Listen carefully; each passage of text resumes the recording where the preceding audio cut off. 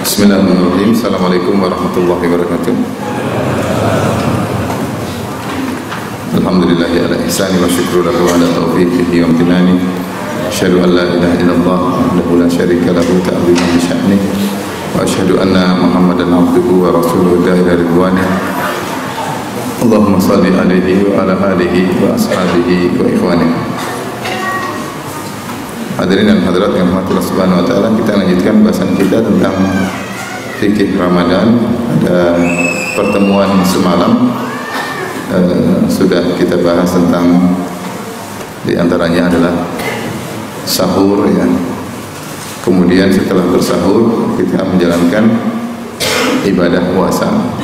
Yang perlu saya ingatkan ketika kita berpuasa hendaknya bukan hanya menahan lapar dan dahaga ya, dan syahwat, tetapi juga hendaknya kita menjaga akhlak kita, menjaga pandangan kita, menjaga pendengaran kita, sebagaimana perkataan Jabir bin Abdullah, fa idza sumta falyasum sam'uka wa basaruka wa lisanuk. Jika kau berpuasa maka hendaknya matamu juga berpuasa, telingamu juga berpuasa, dan lisanmu juga berpuasa. Ini diisyaratkan oleh Nabi sallallahu alaihi wasallam dalam Sahih Al-Bukhari.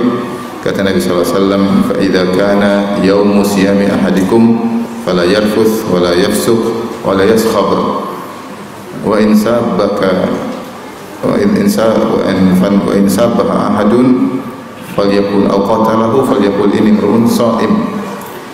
Jika salah seorang sedang berpuasa, maka hendaknya janganlah dia berkata-kata rafath, itu berkata-kata kotor, kemudian jangan melakukan kefasikan, dan jangan teriak-teriak, wala yaskhab, jangan teriak-teriak. Jadi Nabi menyuruh sallallahu alaihi wasallam menyuruh orang kalau berpuasa beradab. Wa in sabbahu ahadun, kalau ada seorang memakinya, au qatalahu, atau ngajak berantem, falyakul inni imru'un sha'im, katakan saya sedang puasa. Karena ketika kita berpuasa, sungguhnya argo pahala berjalan sejak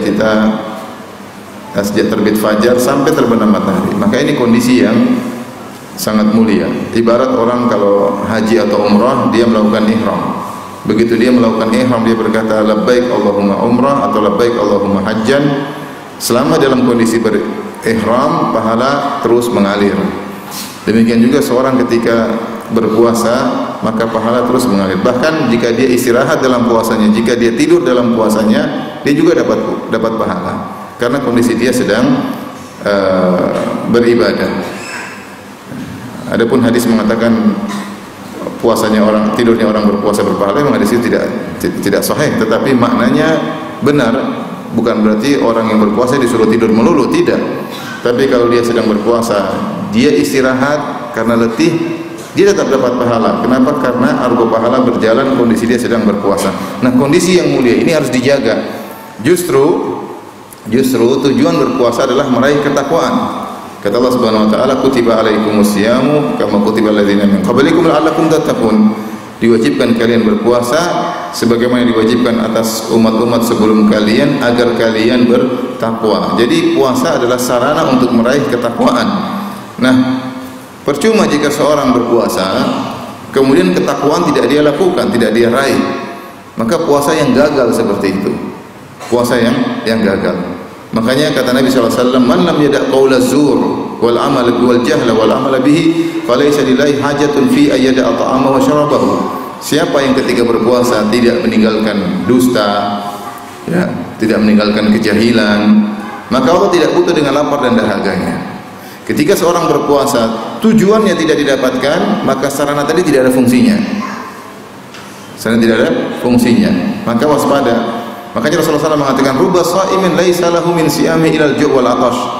Betapa banyak orang berpuasa dia tidak meraih dari puasanya kecuali lapar dan dahaga. Wa rubba qa'imin laisa lahu min qiyamihi illa sahar wa ta'ab. Dan betapa banyak orang yang salat malam dia tidak meraih dari salat malamnya kecuali hanyalah begadang dan keletihan.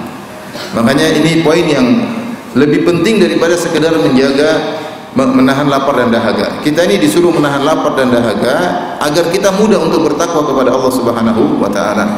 Kenapa? Kita melatih diri meninggalkan perkara yang halal. makan, minum halal, berhubungan dengan istri halal. Tapi kita latih diri kita untuk meninggalkan karena Allah Subhanahu wa taala.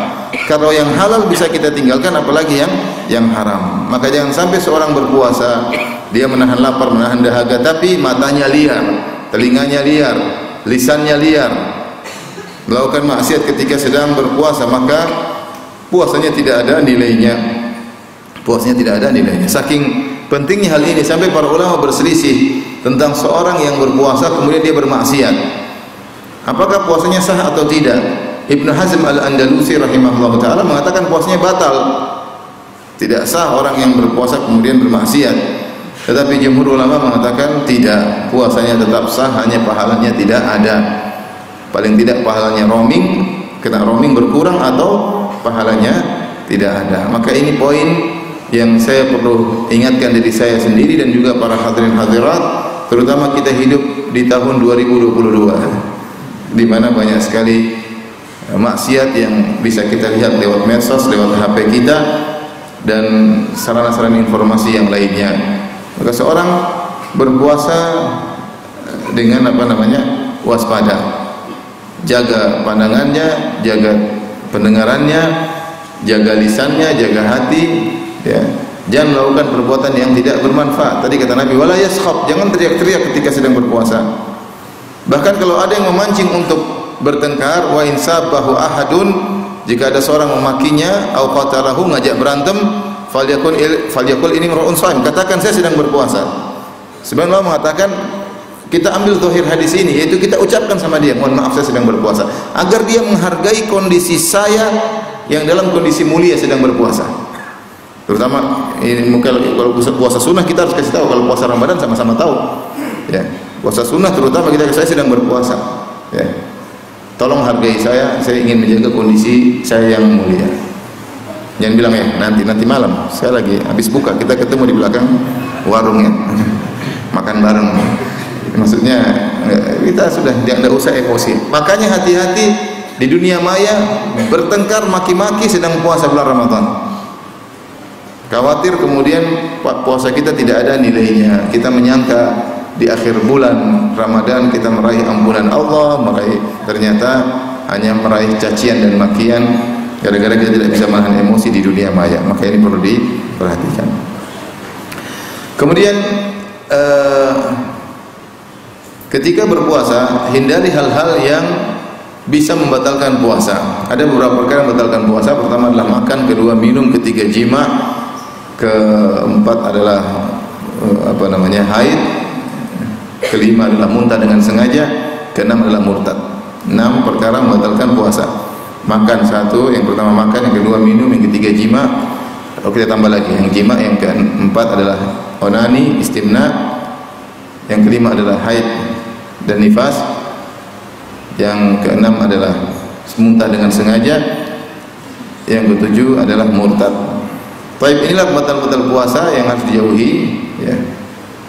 Sebagaimana tadi kita menjauhi pembatal pahala puasa dengan bermaksiat, kita juga harus menjauhi pembatal puasa. Yang pertama dan kedua adalah makan dan minum, ya. Yang kemudian yang ketiga adalah jima, yang Allah sudah singgung dalam Al-Qur'an. Kata Allah, "Fal ana bashiruhunna wabtagu ma kataballahu lakum." Dan sekarang di malam hari silakan gauli istri-istri kalian. Wabtagu ma kataballahu lakum, cari rezeki dengan menggauli istri kalian, ingin punya anak, ya.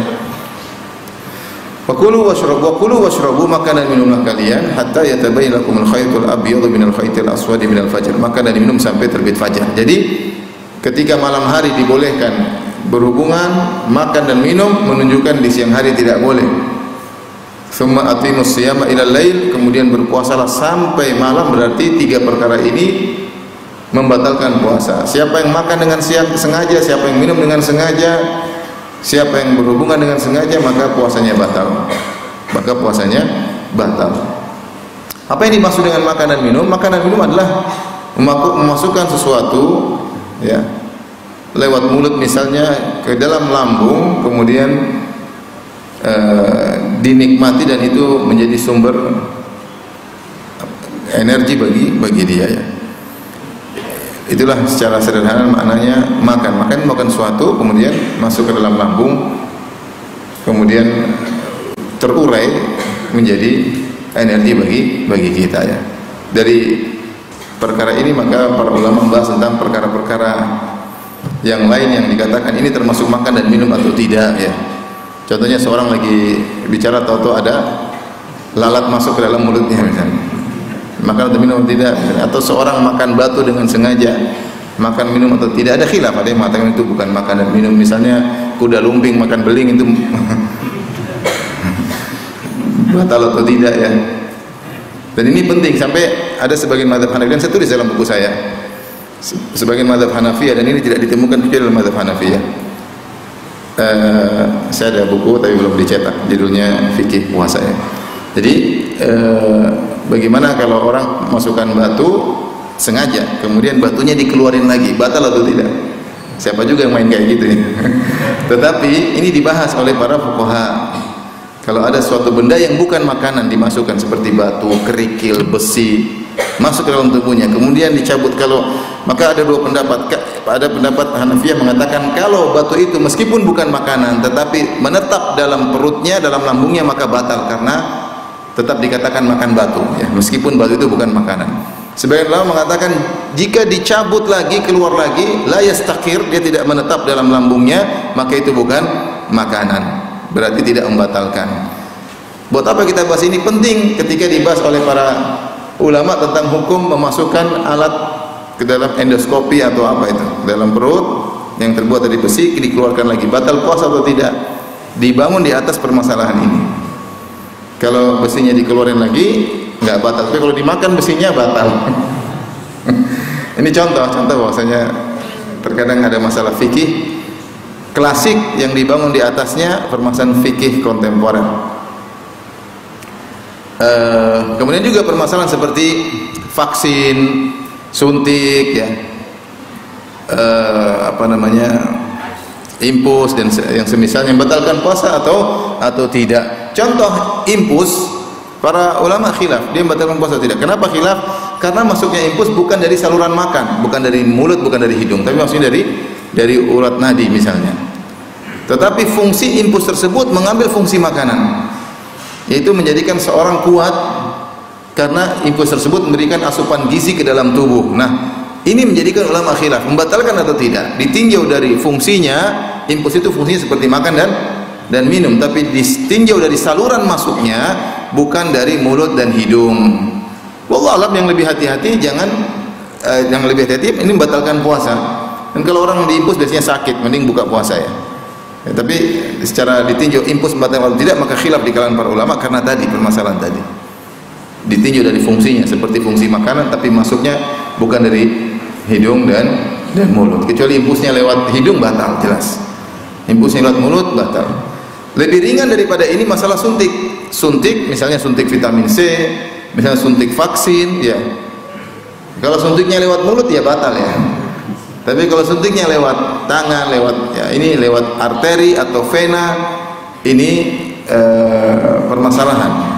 Wallahu a'lam bishawab, yang lebih kuat jika suntikan tersebut bukan suntikan asupan gizi, seperti misalnya suntik vaksin tapi hanya sekedar untuk pengobatan, maka tidak membatalkan apa?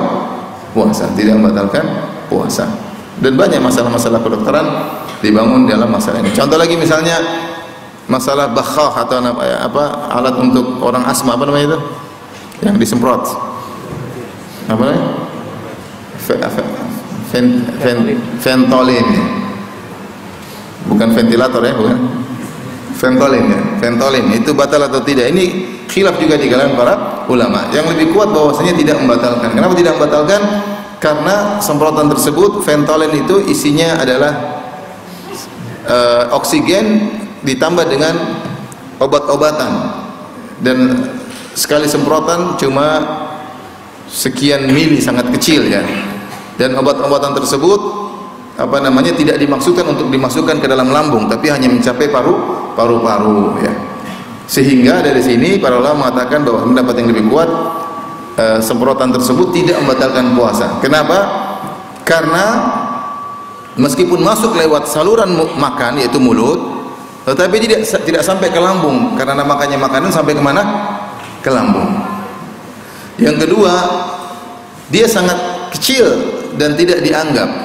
Itu pun belum tentu sampai ke lambung, sampai ke paru-paru, ya sudah selesai, dan itu pun sangat kecil.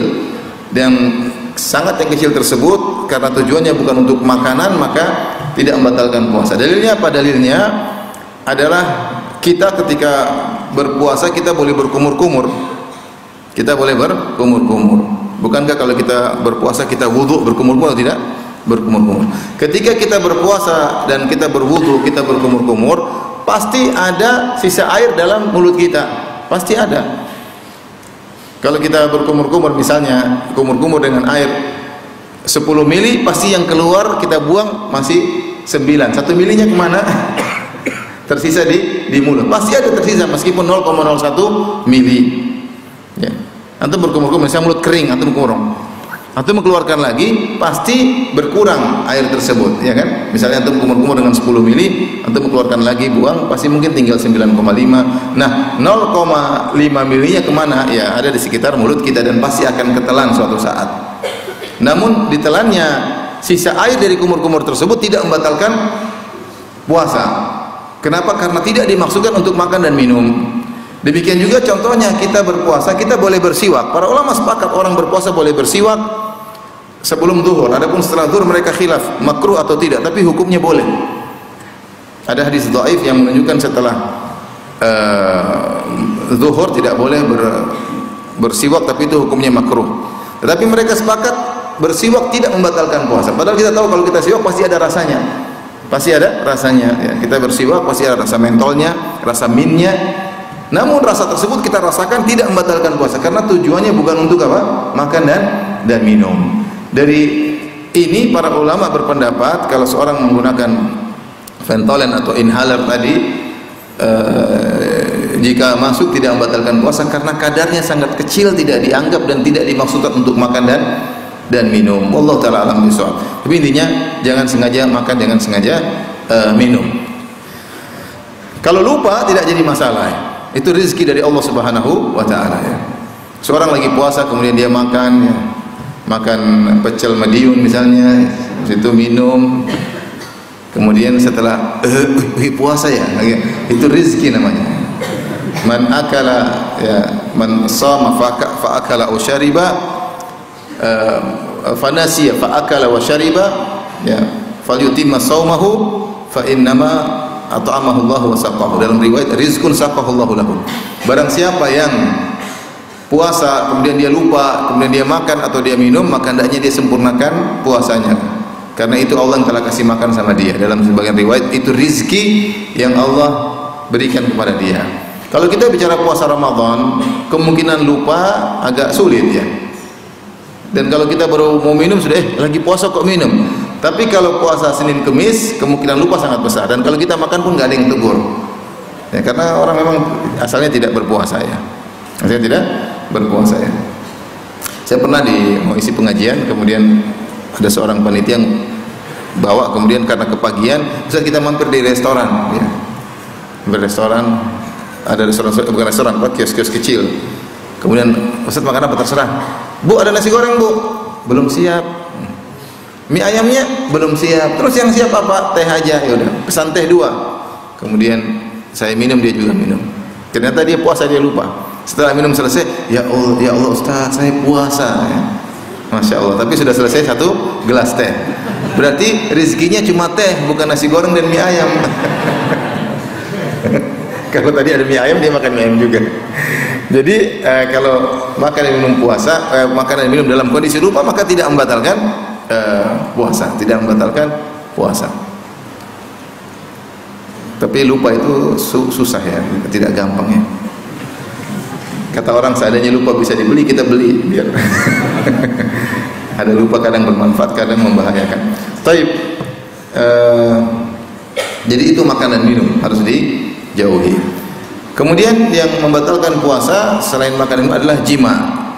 Ini seperti sering kita sampaikan, jima definisinya adalah maghibil hasyafah fi farjil mar'ah, yaitu tertenggelamnya kepala zakar dari seorang laki ke dalam kemaluan wanita, itu namanya jima.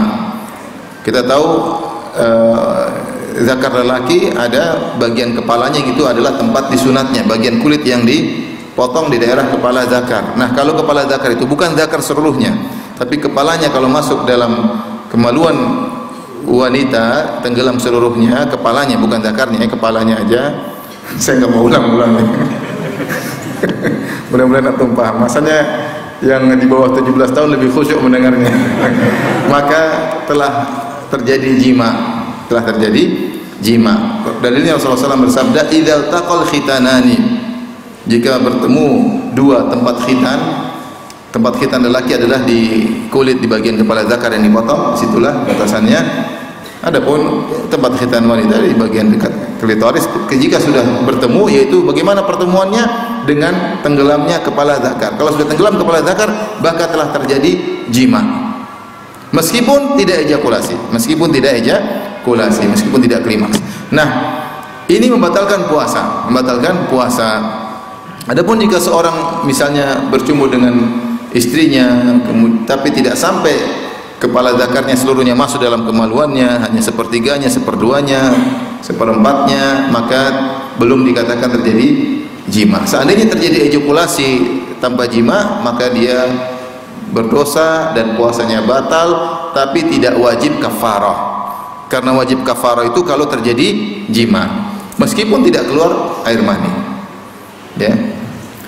Dalilnya ada seorang datang kepada Nabi SAW, kemudian dia berkata, "Ya Rasulullah, halaktu, ya Rasulullah, aku binasa." Dalam sebagian riwayat, ihtaraktu, ya Rasulullah, aku terbakar. Kata Rasulullah SAW, "Wa ma ahlakak, apa yang buat kau binasa?" Kata lelaki ini, "Waqa'tu fi imra'ati fi nahari Ramadan." Aku menggauli istriku di siang hari bulan Ramadan. Apa yang harus aku lakukan? Dia merasa berdosa. Kata Rasulullah SAW, "Hal tu'ti raqabah, apakah kau bisa memerdekakan budak?" Kata dia, "Tidak bisa ya Rasulullah." "Hal tastati'u an tu'ti raqabah, kau bisa memerdekakan budak?" Kata dia, "Enggak bisa." "Wa hal tastati'u an tasuma syahraini mutatabi'ain, apakah kau mampu berpuasa 2 bulan berturut-turut?" Ini kafarah. Kata dia, "Tidak bisa ya." Ya, baru 1 bulan saja melanggar, apalagi 2 bulan berturut-turut. 2 bulan berturut-turut tidak boleh. Kalau ada batal tengah-tengah, harus diulang lagi hitungannya dari awal. Berat, kecuali batalnya tersebut karena udzur syar'i seperti sakit, safar, atau pas kebetulan bertemu dengan Idul Fitri, Idul Adha, ya, maka boleh diselain. Tapi kalau tidak ada udzur syar'i kemudian tidak berurutan, maka hitung lagi dari awal. Sudah puasa 40 hari, tahu-tahu 1 hari bolong tanpa uzur, ulangi lagi dari awal. Berat atau tidak? Berat ya. Maka dia mengatakan, "La, saya tidak mampu." Kata Rasulullah SAW, "Fa hal tastati' an tut'ima 60 miskinan, apa kau mampu untuk memberi makan kepada 60 fakir miskin?" Kata dia, "La, saya tidak mampu." Akhirnya Rasulullah SAW bingung, tidak bisa memberi fatwa lagi, karena cuma 3 kalau kafarah itu: memerdekakan budak, atau puasa 2 bulan berturut-turut, atau memberi makan 60 fakir miskin. Ini orang budak nggak punya, nggak bisa puasa 2 bulan berturut-turut, kemudian tidak bisa memberi makan kepada 60 fakir miskin. Sampai akhirnya ada yang beri sesuatu kepada Nabi SAW, keranjang korma, 2 keranjang korma, maka Rasulullah SAW berikan kepada orang tersebut. "At'im ahlak," karena kata Rasulullah, bersedekahlah dengan ini. Kata dia, "Ya Rasulullah, tidak ada keluarga paling miskin di kota Madinah seperti keluargaku." Kata Rasulullah SAW, "Gitu, kasih makan buat keluargamu." Maka orang ini pun senang. Jadi datang ketakutan, pulang bawa korma. Jangan coba-coba tapi antum ya. Jadi intinya ini dalil bahwasanya orang yang melakukan jima, maka dia selain berdosa, puasanya batal, dan dia harus bayar kafarah. Kafarah urutan, memerdekakan budak. Zaman sekarang memerdekakan budak sudah tidak ada, tinggal 2 urutan: berpuasa 2 bulan berturut-turut, atau kalau tidak mampu maka memberi makan kepada 60 fakir miskin. Seorang tidak boleh beranjak kepada pilihan ketiga sementara dia mampu untuk melakukan pilihan kedua. Jika dia kuat mampu berpuasa 2 bulan berturut-turut, nggak boleh dia pindah pada pilihan ketiga. Jika dia tidak mampu, baru dia pindah pada pilihan ketiga. Inilah jima. Kalau terjadi jima, saya ulangi lagi, meskipun tidak mengeluarkan air mani, maka tetap batal puasanya dan harus bayar kafarah, ya. Adapun hanya mencumbu tidak sampai terjadi ejakulasi, maka hanya keluar misalnya air madhi ketika syahwat, tidak sampai keluar air mani, maka tidak membatalkan puasa, ya. Berikutnya pembatal puasa adalah istimna. Istimna adalah keluarnya air mani dengan sengaja. Apakah dengan cara yang halal ataupun dengan cara yang haram, ya. Dengan cara yang halal misalnya istrinya yang mengistimnanya, istrinya yang mengonanikannya, ya. Dengan cara yang haram dia onani sendiri.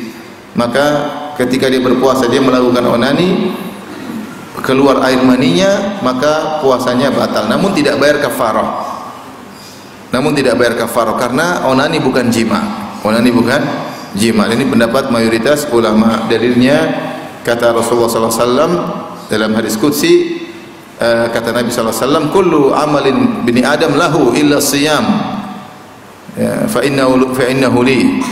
Sungguhnya seluruh amal anak Adam adalah untuk dia, adapun puasa adalah untukku. Yada'u ta'amahu wa syarabahu wa syahwatahu min ajli. Sungguh dia telah meninggalkan makanan, meninggalkan minuman, meninggalkan syahwatnya karena aku. Dan tidak ada yang meragukan bahwasanya orang yang melakukan onani, dia tidak berarti dia melampiaskan syahwatnya. Dia bukan meninggalkan syahwatnya, tapi dia melampiaskan apa? Syahwatnya, dan berarti puasanya batal, namun tidak bayar kafarah. Oleh karena saya sampaikan kepada ikhwan dan akhwat yang sudah berumah tangga, ketika berpuasa kita tahu diri kita, kalau kita tidak kuasa untuk menahan syahwat, maka tidak usah mencembui istri ketika di bulan Ramadan. Memang benar mencembui istri boleh, bahkan Ibnu Hazm mengatakan sunnah ketika sedang puasa, karena Aisyah berkata, kana Nabi sallallahu alaihi wasallam yuqabbiluni wa yubashiruni wa huwa shaim wa kana amlakakum li irbih. Adalah Rasulullah SAW menciumku dan mencembuiku padahal dia sedang berpuasa, namun Nabi adalah orang yang paling bisa menahan syahwatnya. Berarti mencium istri, mencembui istri boleh meskipun sedang berpuasa, dan itu diantara akhlak Nabi SAW yang mulia terhadap istrinya. Meskipun beliau sedang beribadah, beliau tetap bisa mesra. Dan ini akhlak yang luar biasa. Seperti dalam hadis Sunan Abi Daud, Rasulullah SAW kalau ingin pergi ke masjid, beliau mencium dulu Aisyah radhiyallahu taala anha. Jadi mau ibadah tetap mesra. Demikian dalam Sahih Bukhari, Rasulullah SAW baca Al-Quran sementara Aisyah haid, tetapi Rasulullah SAW di pangkuan atau kepalanya di pahanya Aisyah. Artinya bisa beribadah tapi dengan tetap kasih sayang kepada istri. Di antaranya berpuasa tapi mencium dan mencembui istri. Makanya bapak-bapak tidak usah soalim, ya. Kalau baca Quran isinya dekat-dekat, lagi konsen sana kan. Santai aja. Jadi orang yang bisa menahan syahwatnya tidak mengapa dia mencium dan mencembui istrinya. Tapi yang tidak bisa jangan. Karena kalau sudah tergerak syahwatnya, terkadang dia tidak bisa mengontrol dirinya. Makanya dikatakan lelaki itu kalau sudah tergerak syahwatnya, maka sepertiga akalnya sudah hilang, ya. Bahkan yang benar hilang seluruh akalnya. Makanya jangan, kalau sudah berpuasa jangan coba-coba. Kecuali orang yang bisa mengontrol dirinya, tidak jadi masalahnya. Baik, itu pembatal puasa yang keempat. Kita sudah makan, minum, jima, dan onani. Yang berikutnya adalah haid dan nifas. Seorang wanita kalau haid atau nifas, meskipun 1 menit sebelum terbenam matahari, maka puasanya batal. Ustaz, rugi dong saya puasa dari pagi sampai maghrib, mau azan 1 menit kemudian keluar darah, saya haid, ya, misalnya.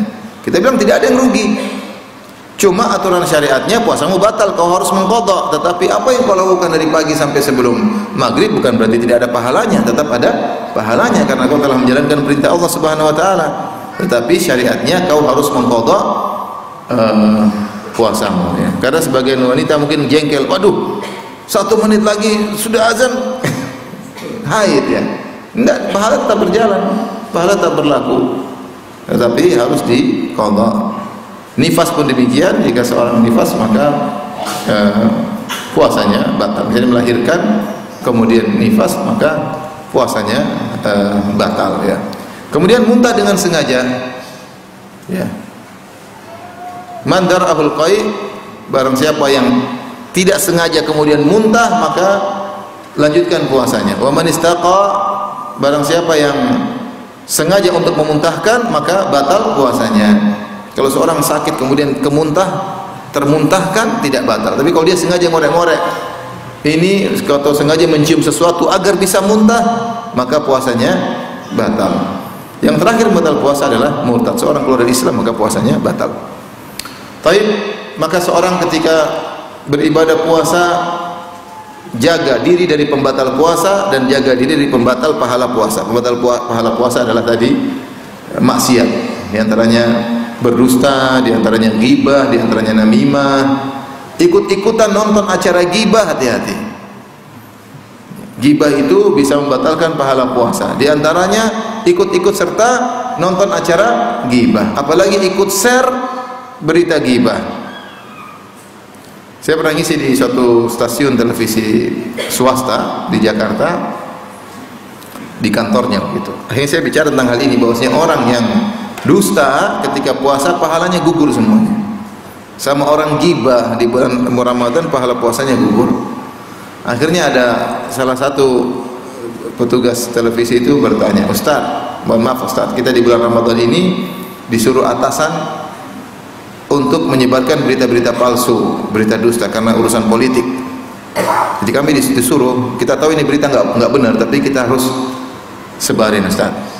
Yang berdosa kita atau atasan?" Yang mungkin pertanyaan ini, yang berdosa atasan saja atau kita juga? Ya. Saya bilang semuanya. Artinya apa? Hati-hati di bulan Ramadan, tetap aja hoax tetap apa? Berjalan ya. Apalagi kalau sudah musim politik selesai ya. Kita ikut-ikutan maki-makian, ikut memberikan gelar-gelaran ya. Sehingga puasa kita nggak ada nilainya sama sekali. Maka waspada, jangan mudah terpancing, jangan mudah men-share berita. Udah, kalau berita nggak ada manfaat lewat aja ya. Jangan mudah melihat aurat wanita yang terbuka. Jangan beralasan ingin dengar nonton berita akhirnya kita melihat cewek cantik yang pembawa acaranya ya. Udahlah, kita bulan Ramadan, kita nggak tahu masih bisa dapat Ramadan berikutnya atau tidak, bisa sampai selesai atau tidak. Maka fokus beribadah. Allah Maha Pengasih, Allah Maha Penyayang. Kalau kita serius, mudah-mudahan dengan sebab puasa tersebut Allah mengampuni dosa-dosa kita. Baik. Kemudian adab berikutnya, ada hal-hal yang disangka membatalkan puasa ternyata tidak ya, perlu mungkin diketahui. Yang disangka membatalkan puasa ternyata tidak. Contohnya misalnya nyicipi makanan. Nyicipi makanan tidak mengapa, yang penting dibuang lagi ya. Kemudian misalnya mimpi junub, ini juga tidak membatalkan puasa karena keluar tanpa kehendak kita. Kemudian diantaranya adalah berendam, karena kepanasan berendam ini juga tidak membatalkan puasa. Kemudian diantaranya menelan air liur juga tidak membatalkan puasa ya. Ya. Jadi jangan ada yang puasa buang udah terus. Enggak. Tidak mengapa, karena air itu dari lambung dan kembali lagi ke lambung. Kecuali air liurnya sudah keluar sini, balikin lagi ya, itu baru batal. Dan keluar sini itu berarti tidak keluar. Masih kalau mulut tidak ada masalah. Kalau sudah keluar dibalikin lagi, itu membatalkan apa? Puasanya. Ngupil juga tidak membatalkan apa? Puasa. Ngupil. Kecuali upilnya dimakan baru. Ngotorin, bersihkan telinga juga tidak membatalkan puasa ya. Di antara juga pendapat yang benar, cebok juga tidak membatalkan puasa meskipun jari masuk ke dalam dubur untuk membersihkan misalnya, tidak membatalkan puasa karena dia bukan makan dan minum. Yang membatalkan puasa jelaslah makan dan apa? Minum. Itu semua perbuatan-perbuatan tadi tidak dikatakan makan dan juga tidak dikatakan minum. Baik, adab berikutnya adalah adab berbuka. Adab berbuka. Disunahkan ketika kita berbuka, pertama memastikan matahari sudah tenggelam. Dan dimaksud matahari sudah tenggelam adalah bulatannya semua sudah hilang.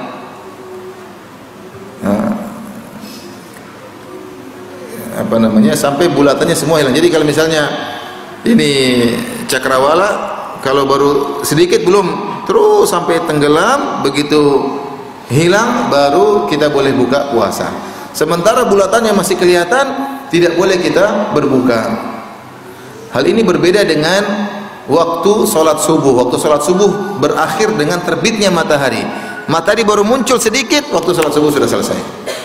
Bulatannya baru muncul sedikit, waktu sholat subuh sudah selesai. Bukan harus keluar seluruhnya. Tapi kalau waktu maghrib atau waktu berbuka puasa, harus bulatannya hilang semuanya. Harus bulatannya hilang semuanya, ya. Nah, kita harus pastikan tersebut, karena al-yaqin la yazulu bisyak. Kaidah mengatakan keyakinan tidak boleh dihilangkan dengan keraguan. Dan kita yakin hukum asal kita adalah di siang hari. Kita tidak boleh berpindah daripada hukum asal kepada malam kecuali dengan yakin. Yakin tersebut dengan caranya gimana? Dengan memastikan bahwasanya bulatan matahari sudah tenggelam semuanya. Caranya bagaimana? Misalnya dengan kita punya jadwal dan kita tahu saya tinggal di Madiun, jadwal terbenam matahari jam sekian-sekian dan jam saya sudah tepat. Pokoknya kalau jam sudah tepat, saya sudah yakin, ya sudah. Meskipun muadzinnya belum azan-azan. Karena sebagian muadzin terkadang dia makan gorengan dulu baru dia azan. Dia masuk jelas sudah selesai. Sudah, ini jam sudah tepat. Jamu salah enggak? Benar jamku. Ya udah makan, belum azan nih. Muadzin sudah makan, minum baru Allah. Dia makan dulu. Muadzin enggak boleh begitu. Muadzin kalau dia mau buka minum sebentar terus langsung apa? Azan.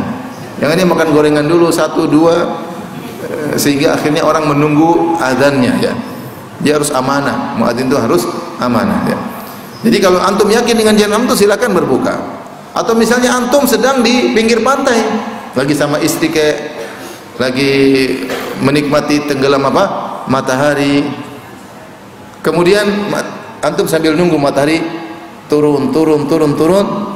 Begitu hilang, meskipun belum azan, antum boleh makan dan minum. Boleh makan dan minum, boleh mencumbui istri, boleh dan yang lain-lainnya. Kenapa? Karena matahari sudah apa? Tenggelam. Meskipun orang belum azan. Dan tidak usah ragu-ragu, jangan bilang tunggu mas, siapa tahu balik lagi ke atas. Balik lagi ke atas hari kiamat. Udah, kalau tenggelam selesai. Yang perlu antum perhatikan bahwasanya antum berbuka sesuai di mana tempat antum, karena beda antara di atas dan di bawah, beda. Orang yang coba kalau ada bangunan 100 tingkat, mana yang lebih dahulu berbuka? Yang di tingkat 100 atau yang di bawah? Di bawah atau yang di tingkat 100 apa yang di bawah? Mana yang lebih dahulu berbuka? Yang bilang di bawah angkat tangan coba. Saya ingin tahu yang bahlul sama yang enggak.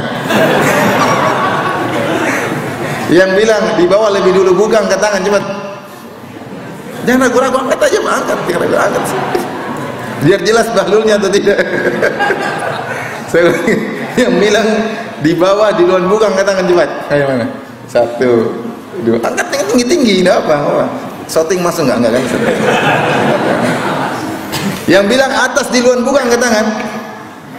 Masya Allah, mantap. Yang bilang sama-sama waktunya, angkat tangan. Yang benar yang di bawah dulu, karena bedroom gelap. Yang benar di bawah terlebih dahulu. Kenapa? Karena kalau masih di atas, matahari masih kelihatan. Semakin kita di atas, kita melihat matahari apa? Semakin belakangan, karena kita ke atas kan. Kalau misalnya tenggelam, kita kan kelihatan lagi kan, gitu. Paham nggak? Dan itu benar. Saya pernah mengalami ketika saya sedang mau mendarat di Jakarta. Kemudian pilotnya berkata kepada para penumpang sekalian, saatnya berbuka menurut daerah Jakarta dan sekitar. Itu yang di atas mau mendarat. Saya buka, masih ada matahari. Rupanya dia pakai jadwal di bumi. Dia pakai jadwal berbuka di bawah. Di atas belum, nggak boleh. Jadi kita berbuka mengikuti jadwal di mana kita berada. Makanya kalau antum pergi ke Burj Khalifa yang ada di mana? Di Dubai, ya kan, itu sampai menembus awan, ya. Entah berapa kilo tingginya itu, ya. Itu bisa berbeda-beda orang waktu berbuka, ya, karena yang paling tinggi telat bukanya, yang paling bawah apalagi di bedroom di luar di luar buka, di tempat parkir lebih di luar buka karena gelap. Baik. Ini pertama, jadi ditinjau. Pokoknya kalau matahari masih kelihatan tidak boleh. Seandainya seorang di bandara kemudian mau take off matahari sudah tenggelam, dia makan. Kemudian pas naik dilihat matahari, harus puasa lagi? Nggak perlu. Benar kalau dia naik matahari kelihatan. Tapi apakah dia harus puasa lagi? Tidak perlu, karena dia sudah berbuka ketika dia posisi di bawah matahari sudah tenggelam. Tapi berikutnya, menyesuaikan dimanapun Anda berada ya.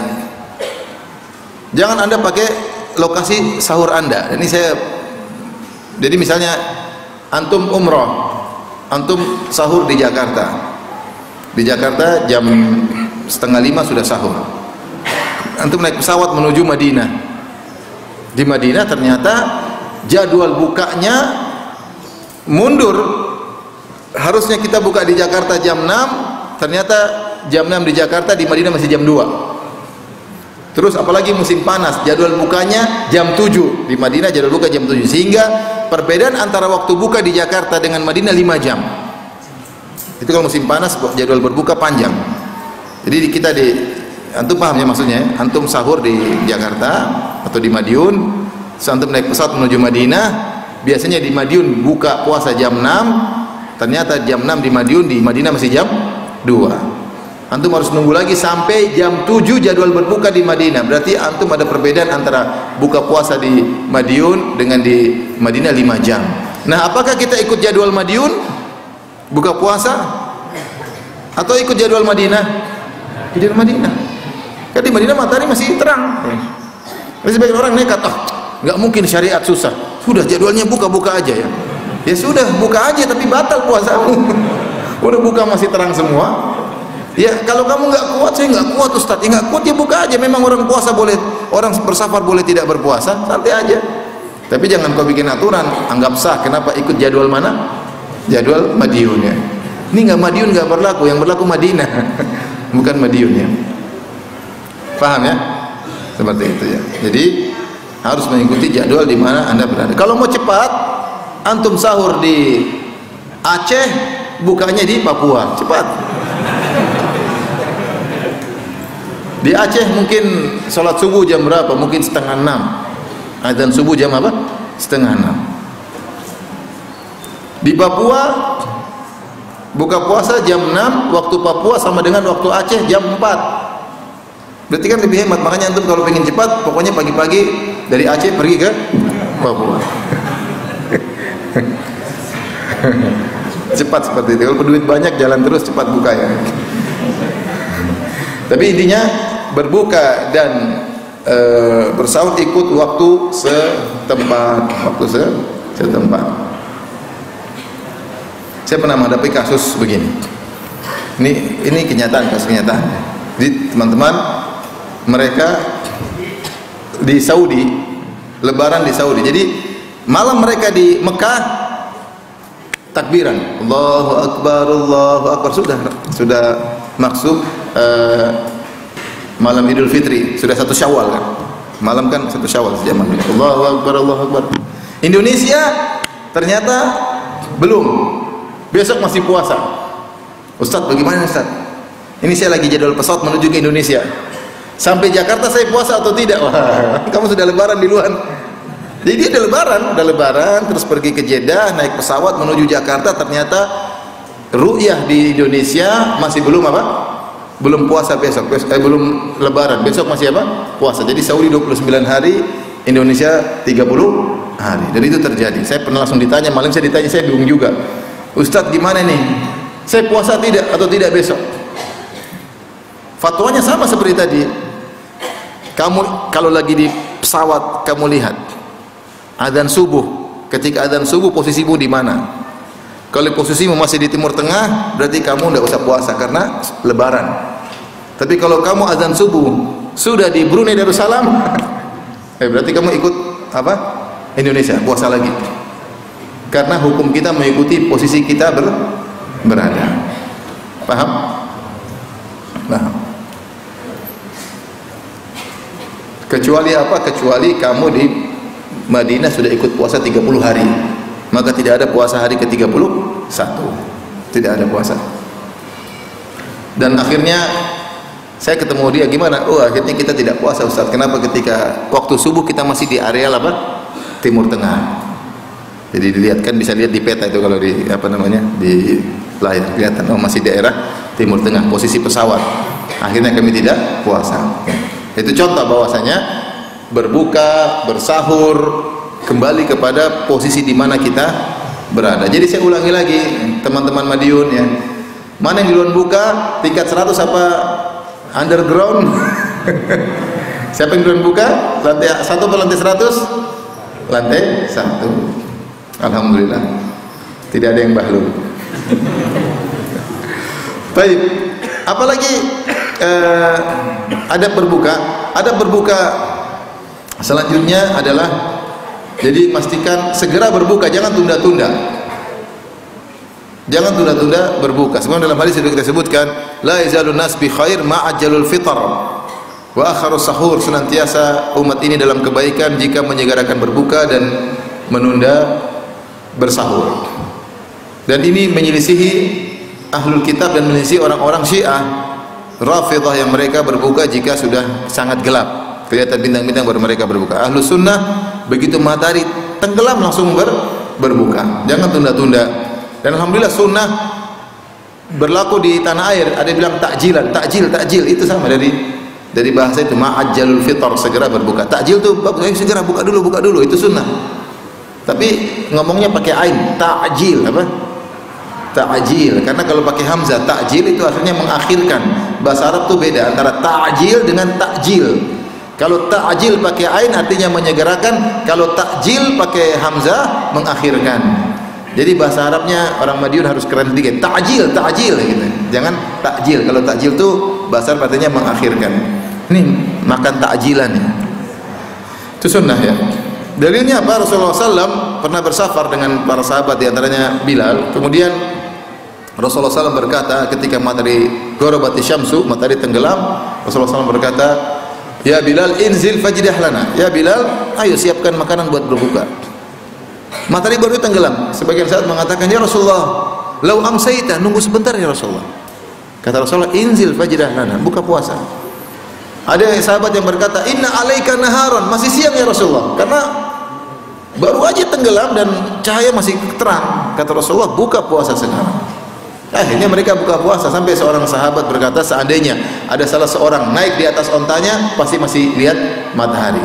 Artinya dalil Rasulullah SAW menyegerakan berbuka, tidak menunda-nunda, menyegerakan berbuka. Jangan tunda-tunda. Waktu jelas berbuka langsung berbuka. Bismillah, itu dapat pahala menyegerakan berbuka. Kemudian berbuka jangan lupa untuk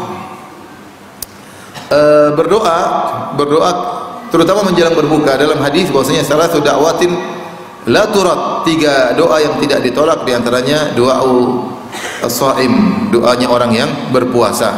Orang berpuasa itu doanya mudah dikabulkan. Doanya mudah dikabulkan. Terlebih lagi ketika hendak berbuka, dalam sebagian riwayat as-shaim inda fitrihi. Doa orang berbuka ketika sedang doa orang berpuasa ketika sedang berbuka. Itulah waktu yang paling lebih spesifik lagi untuk mudah dikabulkan puasa, dikabulkan doa, mudah dikabulkan doa. Ini disampaikan Syekh Utsaimin rahimahullah taala. Kenapa? Ketika menjelang berbuka kita lagi haus-hausnya, lagi lapar-laparnya, dan itu kondisi yang memudahkan kita dikabulkan doanya. Di antara kondisi seorang yang mudah dikabulkan doa, jika dia jauh dari kesombongan, jika dia dalam merasa butuh kepada Allah Subhanahu wa taala. Ya, makanya disebut dalam hadis yang panjang apa, orang yang asy'ath akbar, rambutnya semerawut penuh dengan debu, yang mudah kemudian berdoa kepada Allah jauh dari kesombongan dan dalam kondisi butuh kepada Allah. Dan itu kita dapatkan kondisi itu ketika menjelang berbuka. Maka jangan lupa sebelum berbuka berdoa dulu. Banyak di antara kita ketika hendak berbuka tidak berdoa. Tidak apa-apa, oke saja. Tapi kalau bisa berdoa lebih baik. Dan itu pemandangan yang indah yang kita lihat ketika di Masjid Nabawi, di Masjidil Haram. Antum kalau umrah kan tuh melihat ya. Menjelang berbuka orang semua angkat tangan. Tenang aja, yang penting antum sudah selamatkan gorengan, selesai semua. Ini wilayah saya, udah fokus berdoa. Jangan berdoa melihat gorengan masih. Selamatkan dulu, amankan, sudah amankan, selesai. Berdoa fokus sama akhirat, jangan fokus sama gorengan. Gorengan sudah selesai. Kalau udah mau buka udah sibuk, udah pegang gorengan. Allah berlakbar langsung gorengan. Karena katanya kalau korma sunnah, gorengan wajib katanya. Apalagi minyak mahal. Jadi udah, pokoknya gorengan-gorengan sudah amankan, berdoa kepada Allah, berdoa kepada Allah. Makanya Ibnu Katsir rahimahullah berdalil dengan urutan ayat dalam surat Al-Baqarah. Allah mengatakan, "Syahrul Ramadan alladzi unzila fihi al-Qur'an hudal lin-nasi wa bayyinatin minal huda wal furqan, faman syahida minkum asy-syahra falyasum." Setelah Allah menyebut tentang ayat tentang puasa, setelah itu Allah mengatakan, "Wa idza sa'alaka ibadi anni fa inni qarib ujibu da'watad da'i idza da'an." Jika hamba-hambaku bertanya kepada engkau tentangku, katakanlah aku sangat dekat untuk mengabulkan doa mereka. Setelah itu Allah sambung lagi dengan ayat puasa, "Uhilla lakum lailatas siyami rafathu ila nisaikum." Di malam hari dihalalkan bagi kalian untuk bergaul dengan berhubungan istri-istri kalian. Tidak ada faedah Allah memasukkan tentang dikabulkannya doa di antara dua ayat tentang puasa, kecuali menunjukkan doa bagi orang yang berpuasa itu mudah dikabulkan. Ini faedah dari Ibnu Katsir rahimahullahu taala. Karena seakan-akan ayat yang asing masuk di antara pembahasan tentang bulan Ramadan. Ini menunjukkan bahwasanya doa orang berpuasa secara umum, orang berpuasa dari pagi sampai malam dikabulkan, sampai maghrib dikabulkan doanya. Tetapi lebih lagi ketika menjelang berbuka. Jadi jangan lupa angkat tangan berdoa di puncak-puncak kita kehausan, kelaparan. Dan itu benar-benar kita rasakan. Tapi kalau orang puasa kerja, kalau nggak kerja santai. Seperti saya kadang puasa cuma ngetik, cuma baca, nggak begitu rasa lapar dan haus. Kecuali kalau puasanya di Madinah, musim panas, itu benar kerasa apa? Haus, lapar, jalan kaki menuju Masjid Nabawi. Kadang bibir kita pecah sendiri karena. Tapi kalau di Indonesia santai, dalam kamar pakai AC, tinggal baca buku, ngantuk tidur, bangun lagi baca lagi, nggak kerasa, nggak kerasa. Cuma telepon, sayang sudah masak apa? Oh sudah selesai. Tapi kalau kerja, orang-orang kerja yang kerja keras benar-benar kelaparan, kehausan, itu saat-saatnya antum bermunajat kepada Allah. Lagi puncak haus, puncak dahaga, puncak lapar, angkat tangan. Gorengan tuh apa? Kecil, gampang. Nanti. Itu baru makan silakan. Nah, sunnahnya ketika kita berbuka bilang bismillah. Bilang apa? Bismillah. Kemudian yang pertama kita buka dengan rutab. Rasulullah membuka puasanya dengan apa? Rutobat. Kalau tidak ada rutobat, tamarat. Baru kemudian rutab itu korma yang masih coklat-coklat. Kalau sudah nggak ada, pakai korma tamar itu yang hitam itu. Kalau nggak ada hasawat min ma. Kalau tidak ada, Rasulullah minum air. Jadi sunnahnya korma dulu, baru air putih. Korma dulu. Ya. Apakah harus ganjil? Tidak harus ganjil. Datang korma dalam jumlah ganjil, kata Syekh Utsaimin rahimahullah, cuma ketika hendak makan korma, ketika hendak sholat id, dan tidak dikiaskan. Tidak dikiaskan oleh karenanya, yang penting makan korma. 2, 4, 5, 7 terserah. 25 tidak ada masalah. Kalau kita korma, kalau saya korma buka puasanya sekedar syarat saja, pokoknya 1, 2 selesai, langsung saya ambil gorengan ya. Tapi kalau di Madinah, orang-orang Arab itu menikmati korma, mereka makan korma 1 sampai 7, sampai mereka nikmati benar-benar korma itu makanan kesukaan mereka. Kalau saya nggak terlalu ya, punya korma 1, 2, 3 langsung tahu isi ya. Tapi maksud saya kita jalani sunnah, jalankan apa? Sunnah ya.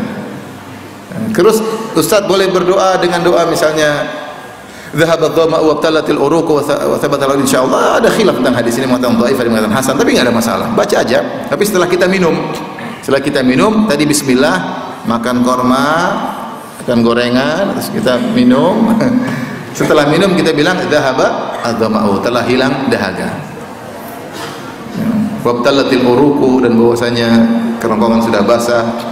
Wathabatal ajr insyaallah. Kalau kita boleh berdoa, orang berdoa Allahumma laka sumtu bihi, enggak ada masalah. Doa asalnya doa bebas. Tapi tidak dikatakan itu hadis Nabi karena hadisnya dhaif. Terutama orang juga, para ulama juga bermudah-mudah dalam hadis yang dhaif kalau hanya sekedar fadhailul a'mal. Doa disyariatkan. Kemudian juga seorang sahabat berdoa, Allahumma inna as'aluka bi rahmatika allati wasi'at kulla syai' an taghfir li. Dan sahabat berdoa dengan doa tersebut. Saya lupa Abu Musa al-Asy'ari atau siapa. Ya. Allahumma inni as'aluka bi rahmatika allati wasi'at kulla syai' an taghfir li. Ya Allah, aku mohon kepada Engkau dengan rahmat-Mu yang meliputi segala sesuatu agar Kau mengampuni aku. Jadi doa bebas, intinya doa bebas. Jadi nggak usah ribut-ribut tuh. Allahumma laka sumtu, nggak usah. Boleh-boleh saja. Dan disebut oleh para fuqaha itu juga dibolehkan, terserah. Yang penting Bismillah. Tapi sunnahnya setelah kita makan korma, sholat dulu, ya, sholat dulu. Ya, Rasulullah demikian. Setelah makan korma, qabla an yusalli. Rasulullah SAW makan korma sebelum sholat, ya, baru kemudian sholat, ya. Ya, sebagian langsung makan besar, silakan aja, nggak ada masalah, ya. Yang penting kita bisa sholat dengan khusyuk. Kalau habis itu makan lagi, ya tidak jadi masalah. Waduh, sudah jam 6, ya. Mohon maaf, mungkin sampai sini saja karena kameramen saya harus pergi meninggalkan kota Madiun, ya. Jadwal kereta nanti terlambat, ya. Baik, masih ada waktu? Habis? Enggak? Masih ada waktu? Sudah, ya? Sudah cukup. Mohon maaf. Tapi tidak apa, video pergi aja, nggak ada masalah. Kita tanya jawab, ya. Live-nya selesaikan aja.